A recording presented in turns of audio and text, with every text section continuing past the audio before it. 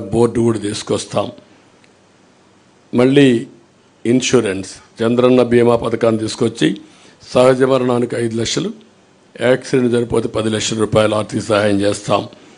First time health insurance తీసుకొస్తున్నాం.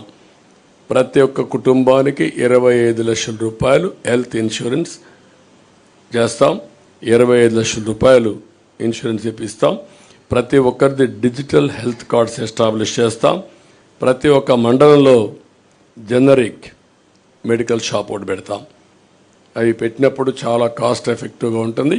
అవి కూడా పెట్టి అందరికి అందుబాటులో పెడతాం. బీపీ, షుగర్ వంటి నాన్ కమ్యూనికబుల్ డిసీజెస్ ఉండే వాళ్ళందరికీ ఉచితంగా జనరిక్ మెడిసిన్స్ని సప్లై చేస్తాం. విద్యుత్ ఛార్జీలు నియంత్రణ చేస్తాం. మళ్ళా కట్టడి చేస్తాం. అవినీతి అరికడతాం. సమర్థత పెంచుతాం.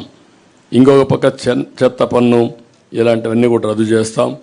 ఇంటి పన్నులు కూడా హేతుబద్ధత ఉండాలి.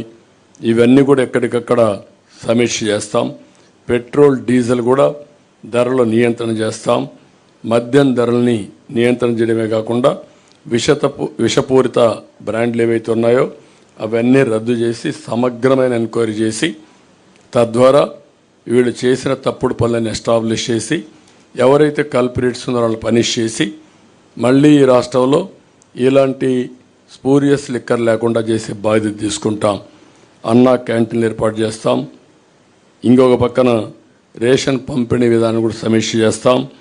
Fee reimbursement, aided colleges, private fees విద్యార్థులకు ఫీజు ఇప్పిస్తాం. కాలేజీలకే రుసుము చెల్లించి మళ్ళీ సర్టిఫికెట్ రాకుండా పోవడం, ఎగ్జామ్స్ రాకుండా పోవడం ఇలాంటి సమస్యలు లేకుండా చేస్తాం. ఉచిత ఇసుక విధానాన్ని తీసుకొస్తాం. దానికి సమగ్ర పాలసీ తీసుకొస్తాం. పగడ్బందీగా